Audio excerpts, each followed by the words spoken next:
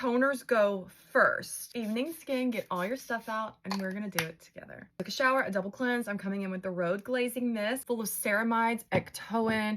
Even though I did my 7-second spray method in the shower, I still spray it before I get started because it's super important that your skin be damp when you start applying your toners. Skin flooding. This is Acwell. A little confusion with skin flooding.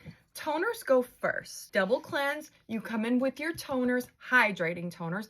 Make sure that they are not full of AHA, BHA, any type of acid, except for hyaluronic acid, that's fine. They don't go in between serums. They don't go at the end of your routine. Toners go first, and it goes thinnest to thickest. You're flooding your skin with hydration. Next will be SK2. This is an essence, but it's a watery essence. So it's considered an essence toner because it's super watery. What's going on next? Some essences are really thick. It's just going to depend where you're applying it in your routine. If you ever have any questions about where a product goes, email the brand. They have chemists are formulating these ingredients to make sure that it works exactly the way it should in your routine, because if it doesn't work well, you're not going to buy it again. Then I met you, the Giving Essence. I am almost out of this. This has antioxidants, which helps protect the skin. What if you want to just flood with an essence? You can. The Giving Essence is so great, especially if you wear a full face of makeup. If you want to just flood a few times with this and then follow with your moisturizer,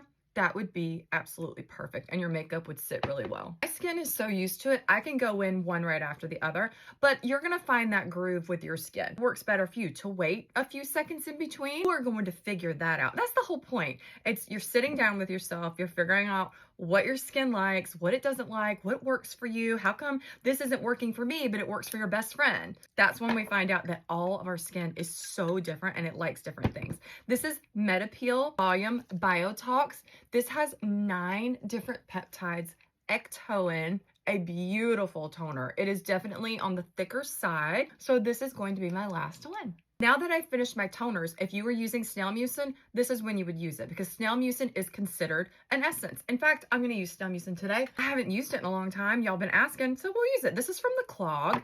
This is the Snail mucin Energy Essence, and it has wild yam extract, and it's still got that, has no scent, nothing. Press this on. This is amazing for holding in that hydration, and you definitely want your skin to be damp when you apply your Snail mucin. No, the snails are not harmed. If snails are harmed, they put off a chemical that is unwanted that will not help your skin. So they are not going to harm the snails in order to sell products, because it wouldn't work.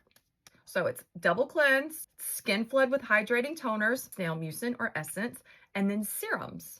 No, your toners are not going to block your actives. In fact, it's going to make them work even better, because when your skin is damp, it's going to absorb those products so much better. This is Osmosis Stem Factor. This is my growth factor. It's one skin eye cream because it can also go on my neck. Now it's time for Hydrating, which is the highest form of a retinoid. I've been on a retinoid for over 10 years now, so my skin is very used to it. I also apply my retinoid onto damp skin after skin flooding, essence, and serums.